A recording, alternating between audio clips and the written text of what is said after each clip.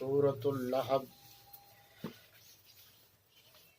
صفحہ نمبر 795۔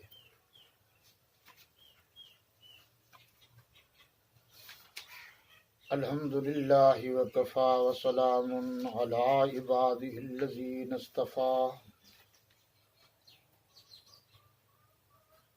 اما بعد فاعوذ باللہ من الشیطان الرجیم، بسم اللہ الرحمن الرحیم۔ تبت یدا ابی لہب وتب، ما اغنی عنہ مالہ وما کسب، سیصلی نارا ذات لہب وامرأتہ حمالة الحطب، فی جیدہا حبل من مسد۔ صدق اللہ مولانا العظیم، وصدق رسولہ النبی الکریم، ونحن علی ذلک لمن الشاہدین والشاکرین، والحمد للہ رب العالمین۔ ترجمہ۔ شروع اللہ کا نام لے کر جو بڑا مہربان نہایت رحم والا ہے۔ اللہ کے نام سے شروع جو سب پر مہربان، بہت مہربان ہے۔ ابو لہب کے ہاتھ ٹوٹیں اور وہ ہلاک ہو، نہ تو اس کا مال ہی اس کے کچھ کام آیا اور نہ وہ جو اس نے کمایا۔ وہ جلد بھڑکتی ہوئی آگ میں داخل ہوگا، اور اس کی جورو بھی جو ایندھن سر پر اٹھائے پھرتی ہے، اس کے گلے میں مونج کی رسی ہوگی۔ یہ مکی سورہ مبارکہ ہے۔ ترتیب کے لحاظ سے یہ سورت نمبر 111 ہے۔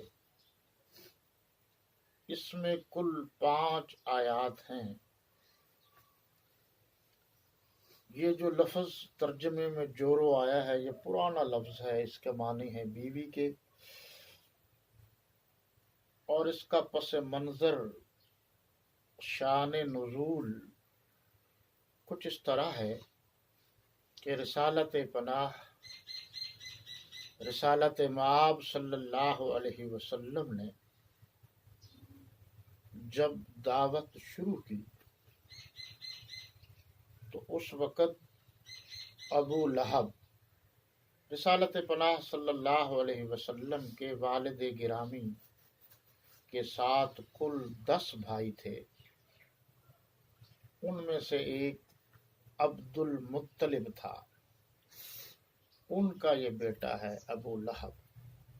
اس وقت چونکہ لات، منات اور عزا لوگ ان کی بڑے زور و شور سے پرستش کرتے تھے، پوجا کرتے تھے، ان کو اپنے نفع و نقصان کا مالک سمجھتے تھے۔ اسی نسبت سے اس کا اصل نام جو ہے وہ ہے عبد العزیٰ، لیکن یہ ابو لہب کے نام سے زیادہ مشہور ہوا۔ ابو کے معنی باپ کے ہیں اور لہب کے معنی شعلہ، یعنی یہ شعلے کی طرح چمکتا تھا اس کا چہرہ، اور اس کے رخسار سرخ ہو جاتے تھے، اس لیے اس کو ابو لہب کہا جاتا ہے۔ حضور اکرم صلی اللہ علیہ وسلم نے دعوت دی پہاڑ پر اللہ کے حکم سے۔ جب یہ سورہ شعراء میں ہے وَأَنذِرْ عَشِيرَتَكَ الْأَقْرَبِينَ، اب آپ اپنے اعزاء و اقرباء کو اللہ کے دین کی طرف بلائیے اور انہیں آخرت کا خوف دلائیے اور آخرت کے عذاب سے انہیں ڈرائیے۔ اس وقت آپ صلی اللہ علیہ وسلم پہاڑ پر چڑھ گئے اور لوگوں کو دعوت دی، تمام قبیلے والوں کو بلایا اور یا کا لفظ کہا، جس سے انہوں نے محسوس کیا، اور اس وقت کی روٹین یہی تھی کہ کوئی اہم خبر سنائی جاتی تو وہ پہاڑ پر چڑھ کر سنائی جاتی۔ جب یہ قبیلے والے لوگ جمع ہو گئے تو آپ صلی اللہ علیہ وسلم نے پوچھا کہ اگر میں آپ کو یہ بات کہوں کہ پہاڑ کے اس طرف سے فلاں لشکر آ رہا ہے تو کیا آپ مانیں گے؟ تو انہوں نے کہا، ہمارا تجربہ اور مشاہدہ یہ ہے کہ آج تک آپ نے کبھی بھی جھوٹ نہیں بولا، ہمیشہ سچ ہی بولا ہے، تو اس لیے ہم آپ کی بات مانیں گے۔ حضور اکرم صلی اللہ علیہ وسلم نے فرمایا، پھر میں آپ کو بتاتا ہوں کہ ایک وقت آنے والا ہے جب ہم اس دنیا میں نہیں رہیں گے، اور اس کے بعد کی جو دنیا ہے اس میں کامیابی کا راز یہ ہے کہ آپ اللہ کی توحید، میری نبوت یعنی کلمہ طیبہ، کلمہ اسلام اور دعوت اسلام قبول کر لیجیے۔ چنانچہ جب یہ دعوت آپ صلی اللہ علیہ وسلم نے دی تو اس وقت ابو لہب نے، جو پہلے عادی تھا، تاریخ کی اکثر کتابوں میں ہے حضور صلی اللہ علیہ وسلم جب دعوت دیتے تو یہ شخص آپ کو پتھر مار دیتا، آپ کے پاؤں مبارک بھی متعدد مرتبہ لہولہان ہوئے، تو اس کی ایک وجہ یہی بھی تھی۔ چنانچہ اس نے دونوں ہاتھ اٹھا کر یہ کہا کہ تبًا لک لہذا جمعتنا، کہ آپ کے اس کے بقول ہاتھ ٹوٹ جائیں، آپ ہلاک ہو جائیں، آپ نے ہمیں اسی لیے جمع کیا ہے کہ دعوت اسلام دیں۔ اللہ کو اس سے بڑی ناراضگی محسوس ہوئی کہ میرے محبوب کو اس طرح کی بات کی جائے۔ چنانچہ یہ جو اس نے اپنی طرف سے بد دعا کی تھی، اللہ تعالیٰ نے اس کو یعنی ابو لہب کو ایسے ہی کر دیا۔ تاریخ کے مطابق ابو لہب کے 3 بیٹے تھے، عتبہ، عتیبہ، معتبہ، یا بعض نے معتب میم عین تے بے یہ لکھا ہے۔ حضور صلی اللہ علیہ وسلم نے اس وقت کے اصولوں کے مطابق اپنی جو بیٹیاں بڑی تھیں وہ اس وقت 3 تھیں، ان میں سے ایک سیدہ رقیہ، اس کا نکاح اس دور کے مطابق کہہ لیجئے، لیکن بہترین جو لفظ ہوگا وہ ہے نسبت، وہ نسبت عتبہ کی طرف کر دی، یہ بھی ابو لہب کا بیٹا تھا، اور پھر جو کلثوم تھی ان کی نسبت عتیبہ کی طرف کر دی، اور جو آپ کی بڑی صاحبزادی تھی سیدہ زینب، ان کی نسبت حضرت ابو العاص بن ربیع اموی کی طرف کر دی۔ چنانچہ جب یہ نسبت ہو گئی اور ابو لہب اور اس کی بیوی جمیل اروا لکھا ہے، بعض نے اروا نام لکھا ہے اور کنیت جمیل لکھی ہے، یہ ابو لہب کی بیوی تھی، یہ بھی بڑی مالدار تھی۔ ابو لہب اور ابو طالب جو تھے یہ غریب تھے، ان کا گزر اوقات جو ہے مشکل سے ہوتا تھا، اور ابو لہب پیسے کے اعتبار سے، دھن اور دولت کے اعتبار سے کافی مستحکم تھا۔ اب ہوا یہ کہ ام جمیل یعنی ابو لہب کی بیوی یہ بھی اسلام دشمنی میں سب سے آگے، اور ابو لہب جو اکثر کتابوں کے نزدیک حقیقی اور بعض نے لکھا ہے یہ حقیقی نہیں تھے، چچا تھے، تو یہ بھی اسلام دشمنی میں سب سے آگے تھے، اور یہ اتنے سخت مزاج کے تھے ابو لہب۔ ابو جہل اور ابو لہب ایک دفعہ دونوں یہ لڑ پڑے۔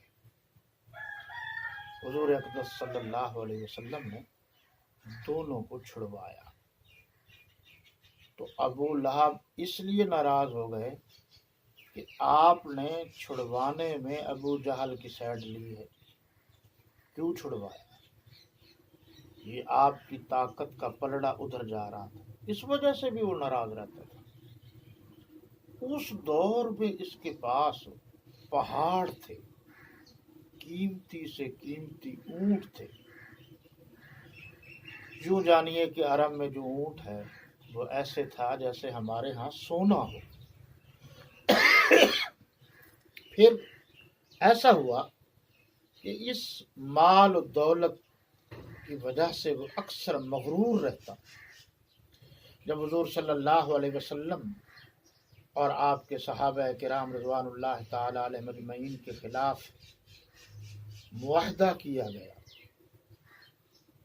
تو اس وقت بھی یہ حال تھا کہ آپ صلی اللہ علیہ وسلم اور صحابہ کرام رضوان اللہ تعالی علیہ مجمعین شعب ابی طالب میں محصور ہو کر رہ گئے، لیکن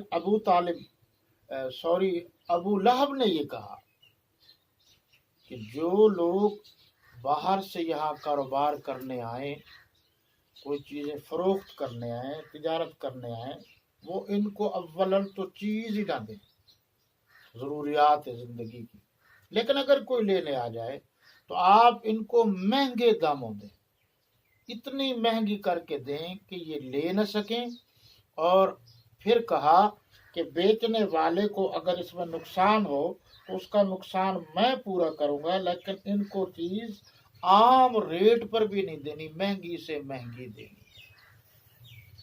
چنانچہ حضرات صحابہ کرام جو محصورین تھے، شعب ابی طالب میں تھے، ضروریات زندگی کے لیے اگر کچھ لینے بھی آتے، غربت کا دور تھا، تو اتنی چیز مہنگی سنتے تو خرید نہ سکتے، خالی واپس لوٹ جاتے۔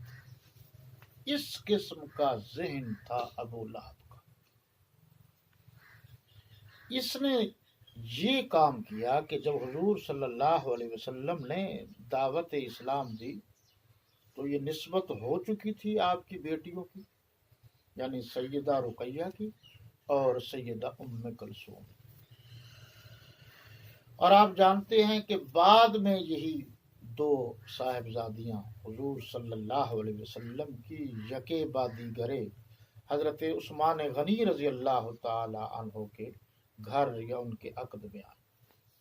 سیدہ رقیہ رضی اللہ تعالی عنہا 2 ہجری میں فوت ہوئی، اور سیدہ ام کلثوم رضی اللہ تعالی عنہا یہ 9 ہجری میں فوت ہوئی، اور سیدہ زینب رضی اللہ تعالی عنہا یہ 8 ہجری میں ان کی وفات ہے، اور سیدہ فاطمہ الزہرا رضی اللہ تعالی عنہا 11 ہجری میں ان کی وفات ہے۔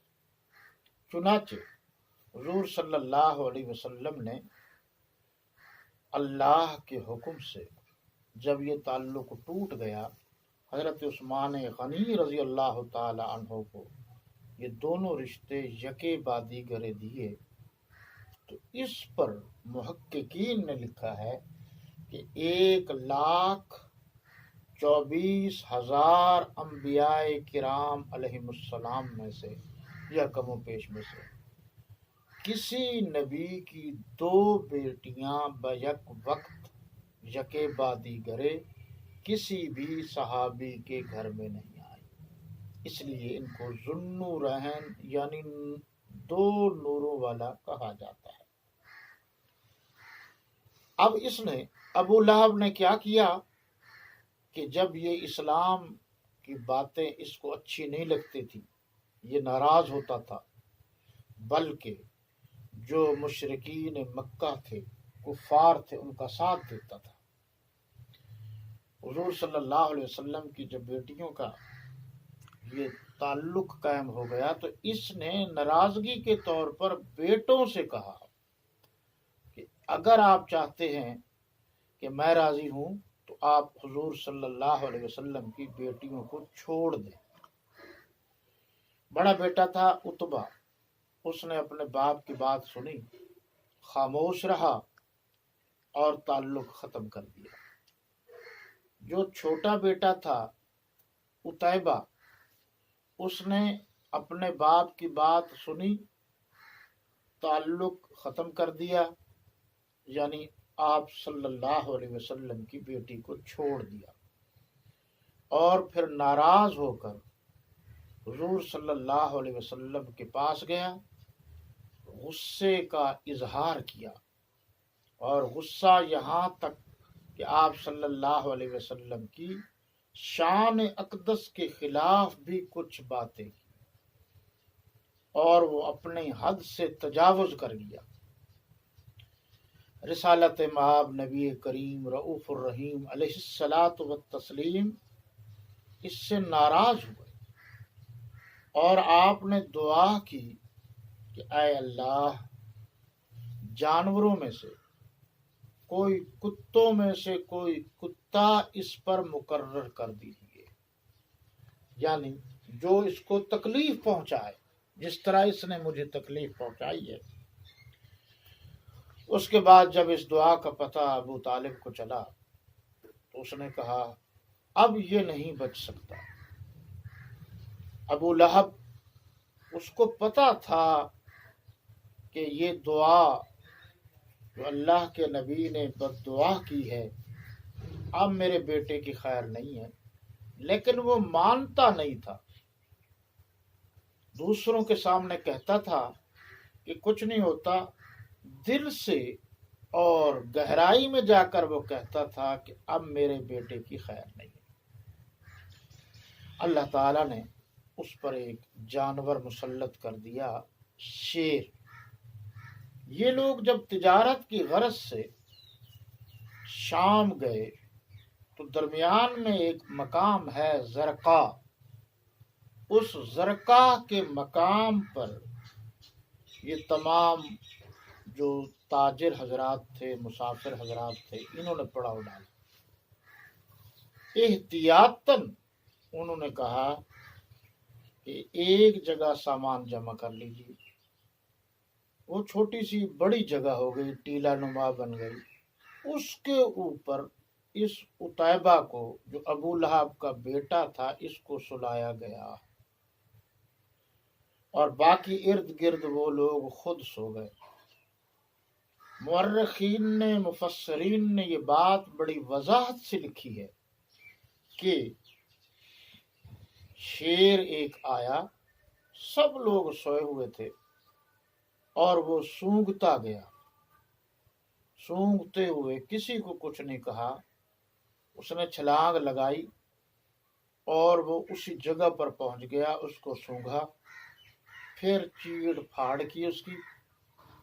اس نے صرف ایک آواز نکال سکا عتیبہ، جس سے باقی لوگ سن بھی زیادہ نہ سکے اور اٹھے بھی نہ ہو، کوئی اس کی مدد کو نہ آیا۔ وہ اس کا خون مار کر اس کا خون پی گیا۔ بعض مفسرین نے تو یہ لکھا ہے کہ اس کا خون ضائع کر دیا، لیکن گوشت کے بارے میں ہے کہ اس کے گوشت کو شیر نے نہیں کھایا، اور اس کے بعد چلا گیا۔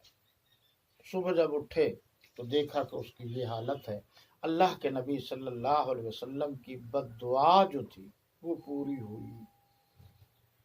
یہ بہت سارے مواقع ایسے بھی ہیں جب اللہ کے نبی صلی اللہ علیہ وسلم نے غصے کا اظہار کیا، جب بہت سے لوگوں نے آپ صلی اللہ علیہ وسلم کو تکلیف دی یا ستایا، جن میں سے ایک کعب بن اشرف بھی ہے۔ آپ صلی اللہ علیہ وسلم نے فرمایا کون ہے جو اس کا کام تمام کرے، تو محمد بن مسلمہ اٹھے اور انہوں نے اجازت طلب کی اور پھر آخر کار اس کا کام پورا ہو گیا۔ حضور صلی اللہ علیہ وسلم کی یہ بیٹیاں، دو صاحبزادیاں، صرف اس وجہ سے ان کو چھوڑ دیا گیا کہ اللہ کے نبی صلی اللہ علیہ وسلم نے دین اسلام کی دعوت دی تھی، تو دین اسلام کی دعوت دینے کے عوض ان کو تکلیف پہنچائی گئی۔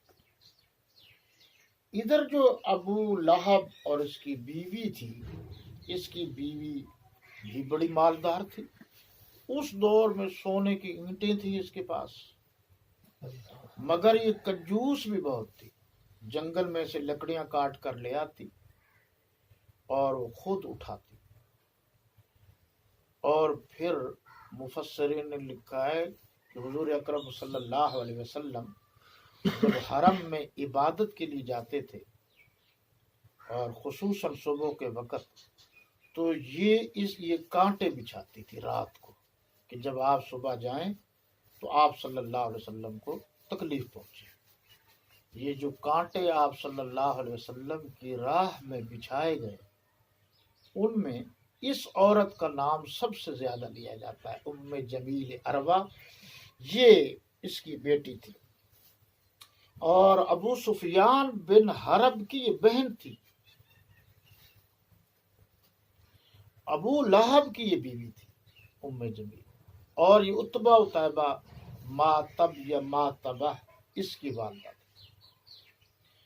بعض مفسرین نے لکھا ہے کہ اس کے گلے میں ایک بڑا قیمتی ہار تھا، یہ کہتی تھی میں یہ ہار بیچ کر حضور صلی اللہ علیہ وسلم کے جو مخالفین ہیں، یعنی جو اسلام کے دشمن ہیں، ہم کہہ رہے ہیں وہ، یعنی اسلام کی دشمنی کے لیے میں یہ سارا ہار جو ہے نا خرچ کر ڈالوں تاکہ اسلام نہ پھیلے۔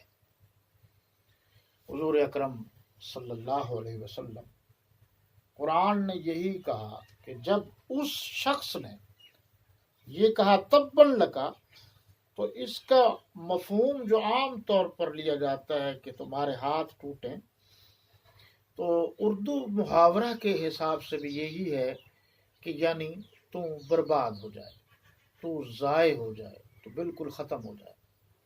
تو اللہ نے قرآن میں جس طرح حضرت ابوبکر صدیق رضی اللہ تعالیٰ عنہ محبت میں تمام صحابہ کرام میں سے سب سے آگے ہیں، تو ان کو اللہ کے نبی سے بڑی محبت تھی، اسی طرح دشمنی میں ابو لہب بھی سب سے آگے تھا، اول نمبر پر دشمنی میں، یہ بھی دشمن، ان کی بیوی بھی دشمن اور ان کے بیٹے بھی دشمن۔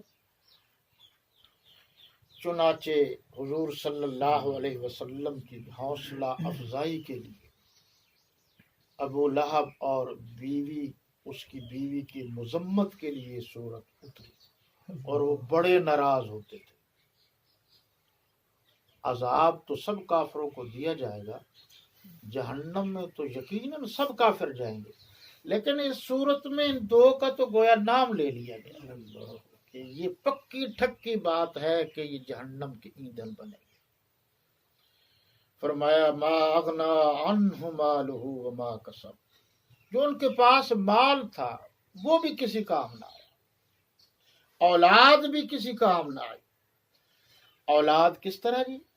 وہ اس طرح کہ جب وقت گزرا، یہ اسلام دشمنی میں آگے بڑھتا گیا، غزوہ بدر جو 2 ہجری پہلی جنگ ہے، 10 رمضان المبارک کو ہوئی، اس وقت کہ 1 ہفتے کے بعد یہ بیمار ہوا ابو لہب۔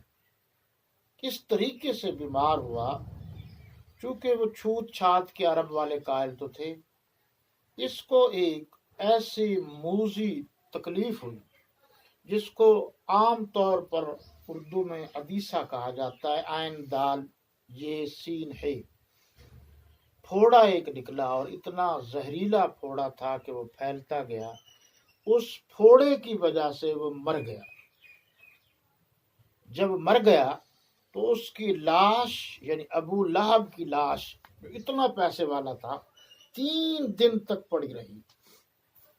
آخر عرب والوں نے ان کی اولاد یعنی ابو لہب کے بچوں سے کہا کہ تمہارا باپ پڑا ہے، اس کا کوئی انتظام کرو۔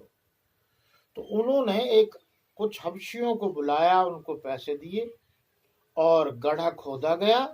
اس گڑھے میں لکڑیوں کے سہارے سے اس کی لاش کو ڈالا گیا اور اوپر پتھر زیادہ سے زیادہ ڈال دیے گئے اور بھر دیے گئے۔ وہاں ایک پہاڑ بھی ہے جس کو جبل ابو لہب کہتے ہیں، یہی وہی پہاڑ ہے جس میں ابو لہب دفن ہے۔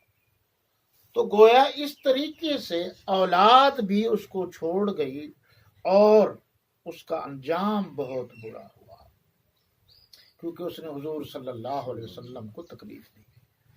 بیٹا جس نے حضور صلی اللہ علیہ وسلم کی گستاخی کی، توہین کی، اس کو بھی آپ نے ابھی سنا کہ شیر نے اور جو ہے تکلیف ایسے پہنچائی کہ رہتی دنیا تک جو ہے اچھے لفظوں سے وہ یاد نہیں کیا جائے گا۔ اب رہی اس کی بیوی، میں نے ابھی عرض کیا کہ جو اس کی بیوی تھی یہ لکڑیاں چننے جاتی تھی اور جنگل سے لے آتی تھی، اور یہ کنجوس تھی تو اس نے رسی بنائی ہوئی تھی، مونج کی رسی، یعنی یہ کھجور جو اس کے پتے ہیں اس کے بعد جو ہے اس کی رسی بنائی جاتی۔ ایک مرتبہ ایسا ہوا کہ یہ لکڑیاں لے کر آ رہی تھی اور راستے میں یہ تھک گئی، تو اس نے وہ لکڑیاں پتھر کے ساتھ رکھ دیں اور سہارا لگا کر سو گئی۔ اٹھی لکڑیاں اٹھائیں تو آگے وہ لکڑیاں کا جو گٹھا تھا وہ پیچھے ڈھلکا تو وہ رسی اس کی گردن میں آ گئی اور وہ وہیں مر گئی۔ دوسری روایت یہ ہے کہ نہیں، اس سے مراد یہ ہے کہ یہ حضور صلی اللہ علیہ وسلم کا دوسروں کے سامنے، کفار کے سامنے بڑا آپ کی چغل خوری، آپ کے خلاف باتیں، یہ چغل خور قسم کی عورت تھی، اس لیے اس سے مراد، رسی سے مراد وہ چغل خوری ہے۔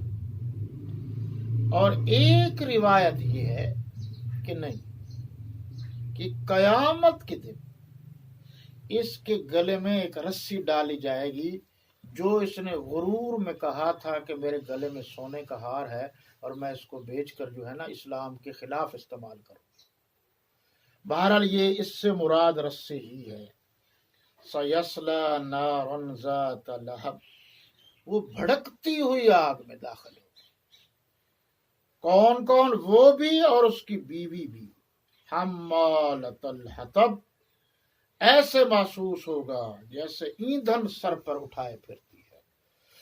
فی جیدہا حبل من مسد، کہ اس کی گردن میں مونج کی رسی ہوگی۔ اب دیکھیے جی، آخری بات کہ حضور صلی اللہ علیہ وسلم کو انہوں نے تکلیف پہنچائی، گستاخی کی، توہین کی۔ اللہ تعالیٰ نے بطور عذاب کے پوری دنیا کو دکھانے کے لیے دنیا میں ہی ان کو تکلیف پہنچائی، تاکہ پتہ چل جائے کہ حضور صلی اللہ علیہ وسلم کی گستاخی کرنے والے کو اللہ معاف نہیں کرتے، کسی طور بھی معافی نہیں ملتی۔ جب فتح مکہ ہو گیا تو حضور صلی اللہ علیہ وسلم نے حضرت عباس سے پوچھا، ان کا تو یہ کام، اور حضور صلی اللہ علیہ وسلم کا خلق دیکھی، اخلاق دیکھی۔ تو حضرت عباس نے فرمایا کہ جی پتہ نہیں وہ کہیں چھپ گئے ہوں گے فتح مکہ کے بعد، ان کو ڈھونڈتے ہوئے عرفات کے میدان میں چھپے ہوئے تھے۔ حضرت عباس ان کو پکڑ کر حضور صلی اللہ علیہ وسلم کے پاس لے آئے۔ انہوں نے آتے ہی یہ معذرت کی اور اسلام قبول کر لیا۔ حضور صلی اللہ علیہ وسلم نے ان کے اسلام کو قبول بھی کیا اور پھر فرمایا ہم نے تو یہ 2 بچے اللہ سے مانگے تھے۔ 3 بیٹے تھے، عتبہ، عتیبہ، معتبہ۔ میں نے ابھی عرض کیا جو اتیبہ تھا اس کو سزا مل گئی شام کی طرف جب وہ سفر کر رہے تھے زرقہ کے مقام پر. باقی دو رہے اتبہ اور معتبہ، یہ دونوں نے جو ہے اسلام بعد میں قبول کر لیا اور اللہ تعالیٰ کے نبی صلی اللہ علیہ وسلم نے ان کی تمام خطاؤں کو معاف کر دیا. اسی طرح آپ صلی اللہ علیہ وسلم نے جس کی خطا کو معاف کیا ہے وہ برحق ہے. اور صحابہ کرام رضوان اللہ تعالی علیہم اجمعین جب ایمان لا چکے وہ صحابی بن چکے اور پچھلی خطائیں اسلام کے نقطہ نظر سے معاف ہو چکی. اب ہمیں اس بات کا حق نہیں ہے کہ ان کی کسی ایسی بات کا ذکر کریں جو ان کی توہین سے ملتی جلتی ہو. یہ مسلمان ہو گئے جی، اور اللہ پاک نے یہ صورت نازل کی اور آج تک یہ صورت ہے اور قیامت تک رہے گی. یہ صورت جب پڑھی جائے گی تو اس میں ابو لہب کا ذکر اور اس کے خاندان کا ذکر واضح طور پر آئے گا. اور ایک ولایت کی بات بھی ہے اور وہ یہ ہے کہ اگر کہیں درد ہو رہا ہو جسم کی کسی جگہ پر اور وہ درد بڑھتا جا رہا ہو تو انگلی سے سورہ تبت یدا لکھ دیا جائے پاکیزہ جگہ پر تو اس سے تھوڑی دیر کے بعد درد میں کمی واقع ہو جاتی ہے. تو گویا درد کو دور کرنے کے لیے، تکلیف کو دور کرنے کے لیے یہ صورت پڑھ کر دم کر کے دی جائے یا لکھ دی جائے تو اس سے کافی افاقہ ہوتا ہے. اس صورت کو بار بار پڑھیے اور ان کے الفاظ پر غور کیجیے تو انشاءاللہ العزیز حضور صلی اللہ علیہ وسلم کے گستاخوں کا انجام اس کے پڑھنے سے آپ کے ذہن میں آ جائے گا. اللہ تعالیٰ آپ کا میرا اور تمام مسلمانوں کا حامی و ناصر ہو. حیات باقی، ملاقات باقی، وما علینا الا البلاغ. ربنا ظلمنا انفسنا وان لم تغفر لنا وترحمنا لنكونن من الخاسرين. ربنا لا تزغ قلوبنا بعد إذ هديتنا وهب لنا من لدنك رحمة إنك أنت الوهاب. ربنا إنك جامع الناس ليوم لا ريب فيه إن الله لا يخلف الميعاد. وصلى الله تعالى على خير خلقه محمد وعلى آله وأصحابه وأزواجه وبناته أجمعين.